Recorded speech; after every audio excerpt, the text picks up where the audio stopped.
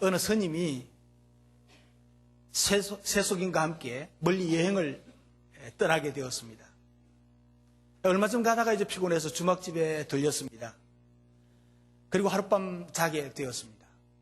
둘이서 잠을 자고 스님이 새벽에 먼저 일어났습니다. 일어난 스님은 갑자기 무슨 생각이 났는지 자기 진보다리에서 머리를 깎는 칼을 가지고 꺼내가지고 아주 고나게 잠든 그 사람의 머리를 잘랐습니다. 상투를 잘랐습니다. 그리고 머리를 빡빡 밀어버렸습니다. 면도기로. 그런 후에 슬그머니 집을 나가버렸습니다. 그러니까 자던 사람이 아침에 일어나서 머리에 손을 얹어보니까 자기 머리가 반질반질하고 없는 거예요. 거울을 보니까. 그래서 그 사람은 혼자 앉아가지고 이렇게 말했습니다. 줌은 여기 있는데 나는 어디 갔지? 이 풍자적인 이야기입니다. 무슨 이야기인가 하니까 자기 자신을 상실하고 있는 오늘 현대인들의 모습을 풍자한 이야기죠. 현대인들의 위기는 무엇보다도 자아를 잃어버렸다는 것입니다. 자기 소외, 자기가 소외돼가지고 그 소외된 틈바구니 속에서 점점 인간이 비인간화되어 간다는 것이죠. 그래서 인간의 정신적인 질서가 파괴되고 인간의 존엄성과 그 품성과 모든 권위를 상실한 채 살아가는 것이 하나의 위기라는 거죠. 한 번은 쇼펜하우가 깊은 사색의 장기째 길을 걷다가 앞에 오는 사람과 부딪히게 되었습니다. 이 부딪힌 사람이 화를 버럭내면서 이렇게 말했습니다. 당신은 도대체 누군데 앞도 보지 못하고 다니는 거요? 그랬습니다. 그러자 이 쇼펜하우는 멋쩍은 표정을 지으면서 이렇게 대답했습니다. 내가 누구냐고요? 글쎄 옳시다. 나도 방금 그걸 생각하고 있는 중이랍니다. 여러분, 예로부터 사람들은 자신에 대해서 정확히 알고 싶어서 수행을 하고 돌을 닦고 배움을 찾아서 오랜 여행도 하고 뭐 이렇게 합니다. 그러나 자기를 정확하게 발견하는 것은 쉽지 않았던 것입니다. 그래서 고대 철학가는 뭐라고 했습니까? 너 자신을 알라 그랬습니다. 제가 중학교 때부터 한참 동안 청소년기는 너 자신을 알라 이 말을 되게 좋아했습니다. 나 자신을 잘 몰랐어요. 네. 여러분, 자신이 누구인지를 발견하셨습니까? 여러분 자신을 다른 사람에게 소개할 때 누구라고 소개합니까? 다른 사람들이 여러분을 알고 있는 여러분 자신이 진짜 여러분 자신입니까? 여러분이 알고 있는 여러분은 진짜입니까? 다른 사람이 알고 있는 그 암도 정확하지를 않습니다. 나 자신이 나 자신을 알고 있는 나도 정확하지를 않습니다. 하나님께서 알고 있는 나만이 진짜 나인 것입니다. 그렇다면 하나님께서는 나를 누구라고 할까?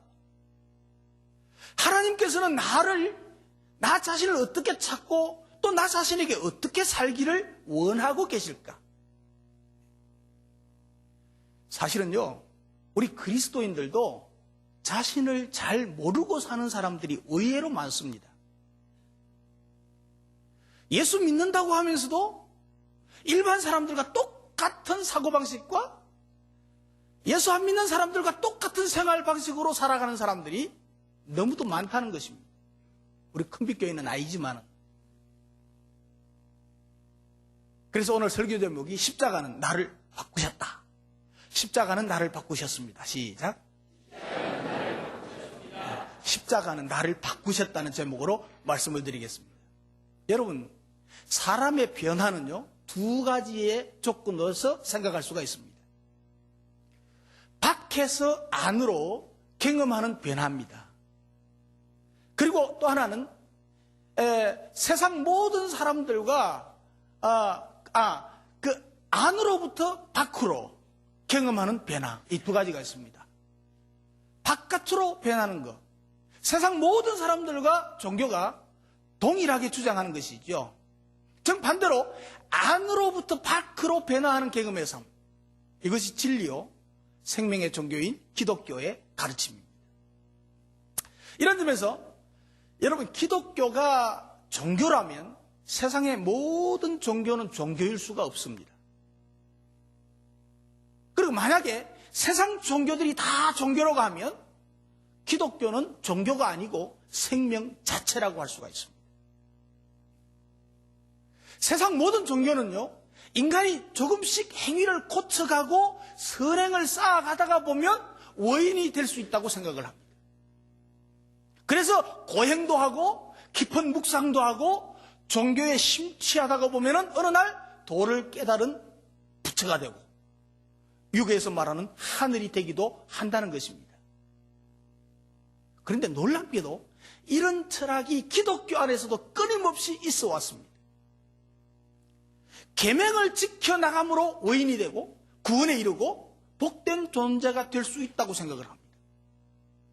내가 좀 선을 행하고 하나님 말씀을 지켜 살면 내가 의롭게 된다고 생각을 합니다. 기독교를 종교의 하나로 이해하려고 하는 사람들, 소위 율법주의자들이 생각하는 것입니다. 성경은 그렇게 말하고 있지 않습니다. 오늘 본문 16절에 보면 사람이 의롭게 되는 것은 율법의 행위에서 난 것이 아니요라고 했습니다. 오직 예수 그리스도를 믿음으로 말미암아 되는 것이지 율법을 행하고 선을 행하고 무엇을 내가 행한다고 의롭다고 되는 것이 아니라는 말입니다. 이런 우리가 율법의 행위에서가 아니고 그리스도를 믿음으로써 의롭다함을 얻으려 합니다. 율법의 행위를 가지고는 의롭다함을 얻을 육체가 없느니라고 말씀하고 있습니다. 여러분, 세상 사람들이 뭐라고 해도 율법의 행위로 행동 가지고 그렇게 의롭게 될 수가 없다는 것입니다. 기독교 안에서도 마찬가지입니다. 율법으로 의롭다함을 얻을 수 없다. 이 말씀을 오늘 본문은 3번이나 말하고 있습니다. 왜 그렇습니까? 너무 중요하기 때문에 그러는 것입니다. 다른 말로 바꾸어서 말하면 너희 힘으로는 저주를 물리칠 수가 없다. 너희 노력 가지고는 복된 존재가 될 수가 없다. 율법을 지켜서 의롭게 되고 구원에 이르는 것이 아니다. 이것을 강조하는 것입니다.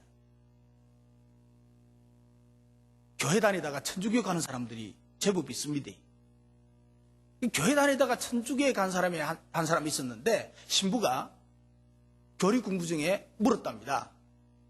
천주교의 교리 중에 가장 만족하게 여기는 것이 무엇입니까? 라고 물었습니다.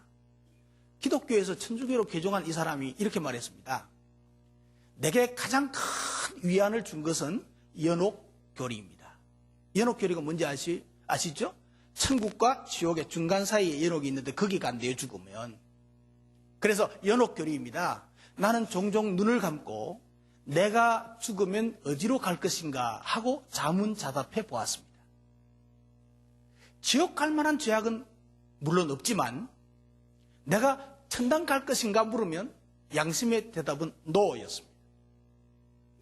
너같이 게으르고 불평 많고 종종 남을 미워하고 흉보고 시기하는 것이 어떻게 천국에 가겠다는 거냐. 내 양심의 소리가 그렇게 난다는 겁니다. 그런데 내가 갈 곳은 그렇다면 지옥밖에 갈 곳이 없지 않은가.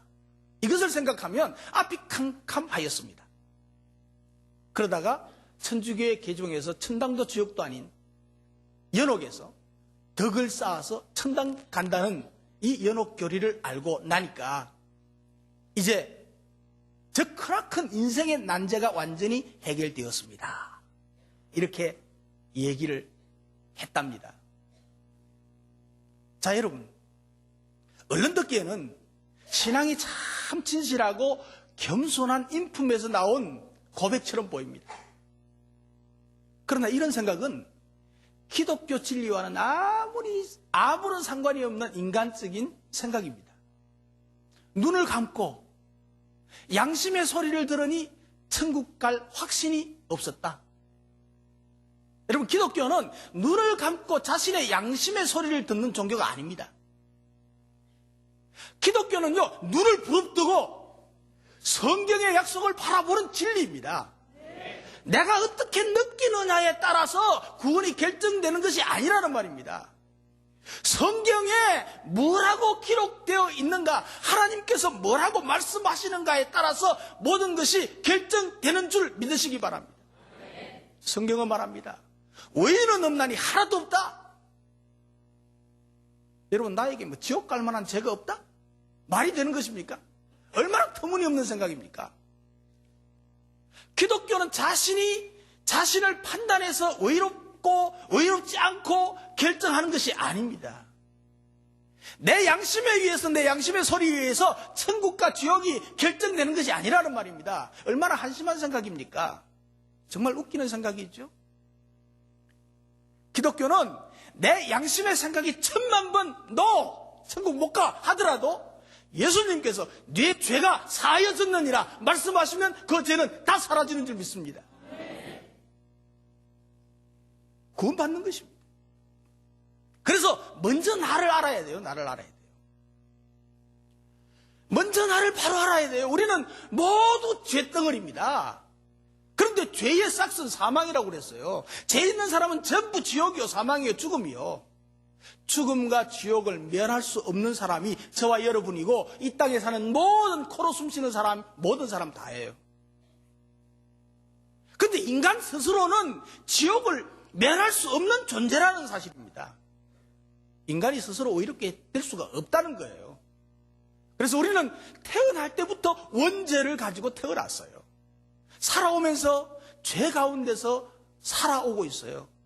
예수 믿고 나서도 조금은 나아진 것 같은데 여전히 지금도 죄 짓고 살지 않습니까?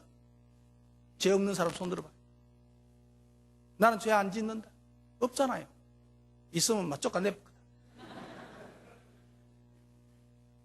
여러분, 어떤 사람이 실수로 강에 빠져서 허우적거립니다. 살려주십시오 하고 고함을 지릅니다. 근데 사람들이 연락해가지고 119 연락해가지고 구조대원이 달려왔습니다. 근데 구조할 생각은 안 하고 또 보고 있는 거예요. 예? 사람들이 구조대원들에게 빨리 좀 가서 구조하라고 야단을 해도 가만히 있는 거예요. 이마 사람 막 어적거리다가 힘이 빠져가지고 툭 늘어지고 꼬르륵 할 때 그때 뛰어들어가서 건져낸 거예요. 그러니까 사람들이 왜 빨리 건져내지 않았어? 사람 그래 생고생 시키냐? 그랬더니 구조대원이 이렇게 얘기했답니다. 허우적거리면서 살려달라고 발악을 할 때 물에 들어가면 나도 죽고 저도 죽습니다. 완전히 기운이 빠져서 손을 들어야 그때 구원할 수가 있습니다. 그랬다는 것입니다. 여러분, 완전히 항복한 다음에야 건질 수 있는 것입니다. 뻐둥거리고 있으면 안 됩니다. 성도들 중에서요, 스스로 의롭게 해보겠다고 하면서 자기의 노력과 자기의 의지로 자기의 인간적인 방법으로 막 열심히 하는 사람, 100번 맹세하고 100번 해도요, 이런 사람들은 힘쓴다고 되는 게 아닙니까? 아닙니다. 그런 사람이 교회에 많으면 무섭습니다. 일처질 사람들입니다. 인간 스스로 의롭게 되지 못한다고 합니다. 내 노력까지도 포기하고 다른 길 찾아야 됩니다. 이게 기독교입니다. 무슨 길을 찾아요? 그 길은 믿음의 길이요, 의의 길입니다. 오직 믿음으로, 이것이 종교 개혁의 모토였습니다. 이것은 자기 의를 완전히 포기하는 것을 의미합니다. 의롭게 되고자 하는 노력까지도 다 포기하는 겁니다. 내가 뭘 해보겠다고 하는 이걸 포기하는 것입니다. 그리고 오직 은혜, 오직 십자가의 능력을 받아들이는 것입니다. 그러면 의롭다함을 얻는 것입니다. 오늘 본문은 율법을 주신 이유는 내가 얼마나 저주받을 죄인인가를 깨닫게 하기 위해서 율법을 주셨다고 하는 것입니다. 내 문제가 얼마나 심각한가 알게 하기 위해서 율법을 줬다는 것입니다. 기준이 없으면 잘못이 무엇인가를 모르거든요. 율법은 우리가 얼마나 죄인인가 하는 것이 기준이에요, 기준. 그래서 우리의 육체적인 저주, 정신적인 저주, 영적인 저주, 환경의 저주, 물질적인 저주에 빠진 너희는 희망이 없다, 죽어 마땅하다, 소망이 없다. 이것을 율법이 말해주고 보여주는 거예요. 이때 하나님께서 우리 인간들에게 살 수 있는 길을 준비하셨습니다. 하나님의 외아들 예수 그리스도께서 이 땅에 오셔서 십자가를 져 주셨다는 것입니다. 내 죄를 담당하고 내가 져야 할 모든 저주를 십자가에서 담당하셨다는 것입니다. 그래서 예수님께서는 십자가에서 다 이루었다, 다 갚았다 말씀하셨습니다. 내가 감당하고 내가 받아야 될 행보를 예수님께서 대신 갚아주신 것입니다. 그래서 이 십자가는요, 내 저주를 대신하신 것입니다. 따라합시다. 십자가는 내 저주를 대신하신 것입니다. 옆 사람 보고 십자가는 내 저주를 대신 받으신 것이래요.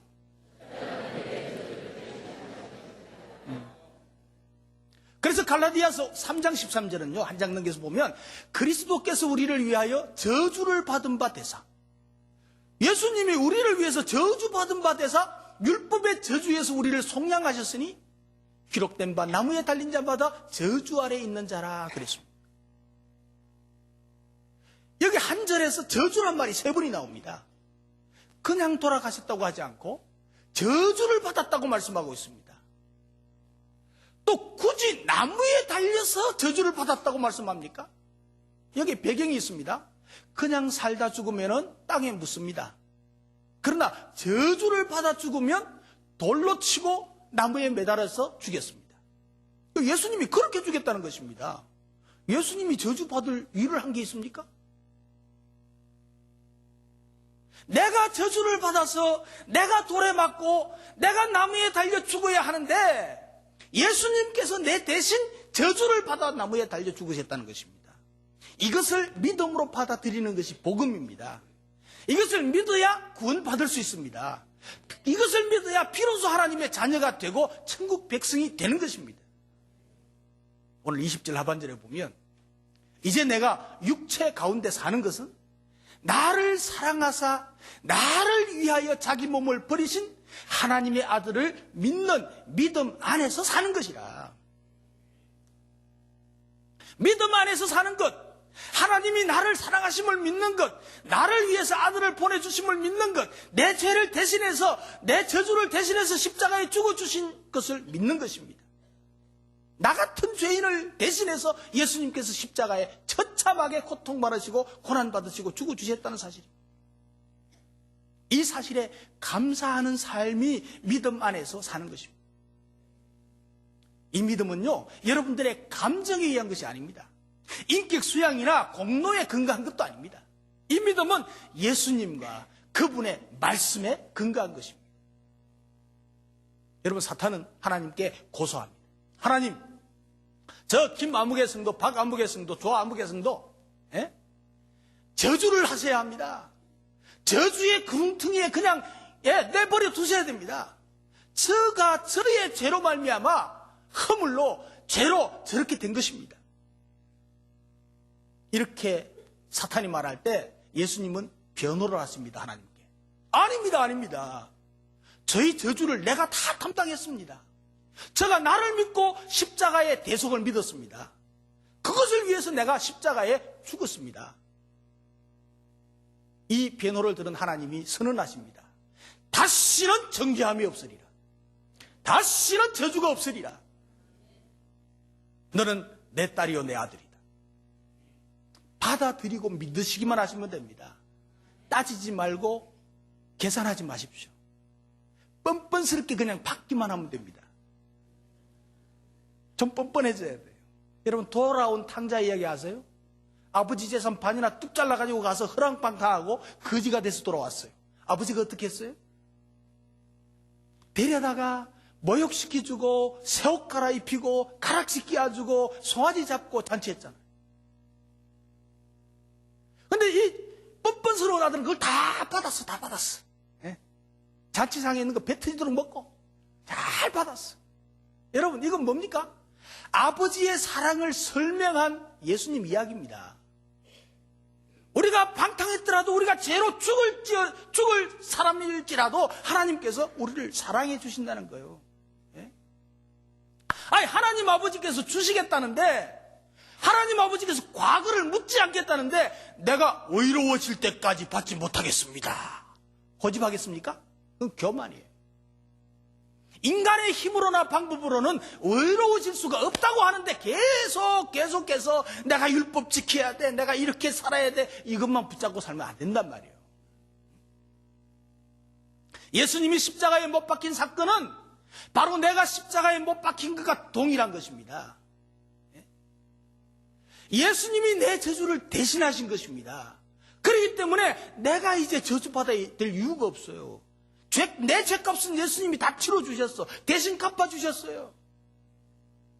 그래서 십자가는 내 저주를 예수님이 대신 받아주신 것입니다. 믿으시기 바랍니다. 믿기만 하면 됩니다. 그리고 십자가는 내 안에 그리스도가 살게 하셨습니다. 따라합시다. 십자가는 내 안에 그리스도가 살게 하셨습니다. 우리 옆 사람 보고 십자가는 당신 안에 그리스도가 살게 하셨대요.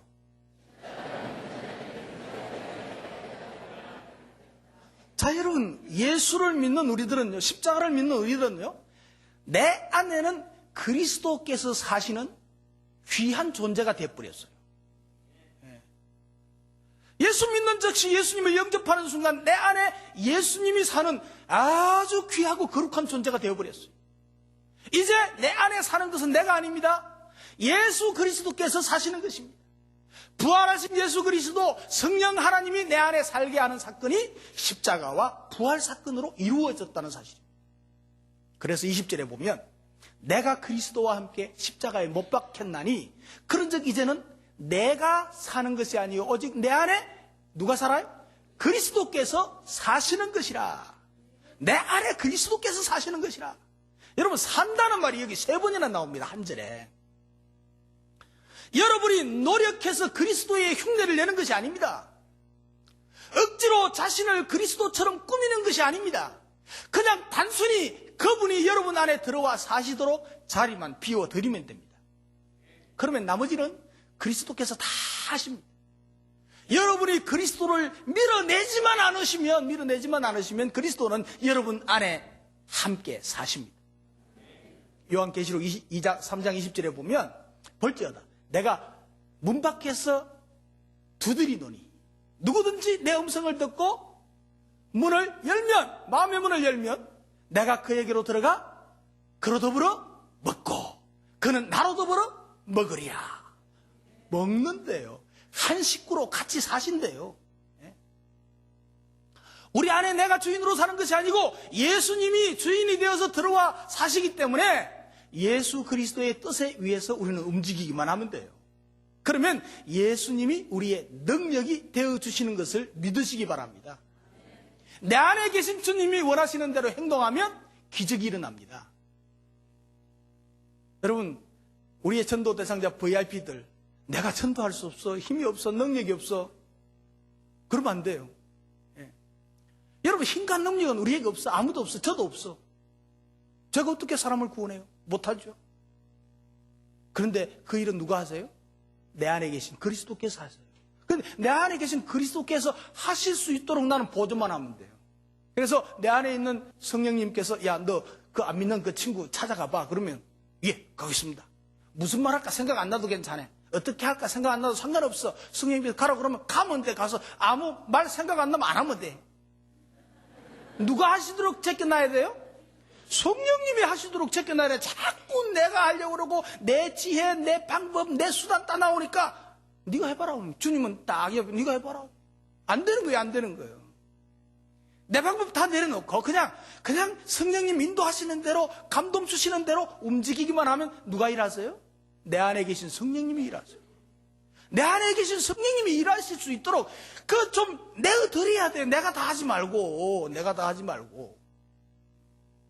전도할 능력이 내게는 없지만은 내 안에 계신 성령님은 뭐예요? 구원할 능력도, 전도할 능력도, 설득시킬 능력도, 감동 줄 능력도 다 있는 줄 믿습니다. 나는 그 일 못해 하고 딱 버티고 앉는 사람은 벌써 주님 모셔놓고 주님 제끼고 사는 거예요. 그래서 그리스도께서 계획하신, 내 안에 사는 성령께서 계획하신 인생을 살도록 내 인생을 내어드리면 됩니다. 그러면 그리스도께서 내 안에 충만하게 되고 그리스도께서 나를 통해서 역사하시고 능력을 행하시고 기적도 행하시게 될 줄로 믿으시기 바랍니다. 그래서 내 그리스도께서 내 안에 충만하시도록 모셔드려야 돼요. 내가 그리스도와 함께 산다는 것을 인정만 하면 돼요. 그리스도가 내 안에 함께 산다는 믿음으로 나의 즐거움이 될 수 있어요. 여러분 외롭습니까? 그리스도가 내 안에 사는 걸 안 믿어서 그래요. 여러분 걱정 많이 합니까? 그리스도가 내 안에 있다는 것을 모르기 때문에 안 믿기 때문에 걱정하고 있는 거예요. 그리스도와 함께 사는 삶이 행복한 사람 아닙니까? 예. 그리스도께서 함께 해야 돼. 그래서 요한복음 14장 20절에 보면 그날에 내가 아버지 안에 너희가 내 안에 내가 너희 안에 있는 것을 너희가 알리라. 이거 뭐 헷갈려. 안에 네 안에 내 안에 막 왔다 갔다 헷갈려. 이거 하나라는 거예요 이게. 요한복음 15장 4절에도 내 안에 거하라. 나도 너희 안에 거하리라. 가지가 포도나무에 달린 것처럼 붙어있기만 해라. 그러면 열매 맺으리라. 우리는 십자가로 말미암아 내 안에 그리스도께서 사시는 귀한 존재가 되었습니다. 내가 그리스도 안에 그리스도가 내 안에 함께 삶으로 행복을 누리기를 축복합니다. 그리스도의 능력이 나를 통해서 나타나지는 능력의 사람이 되시기를 주님의 이름으로 축원합니다.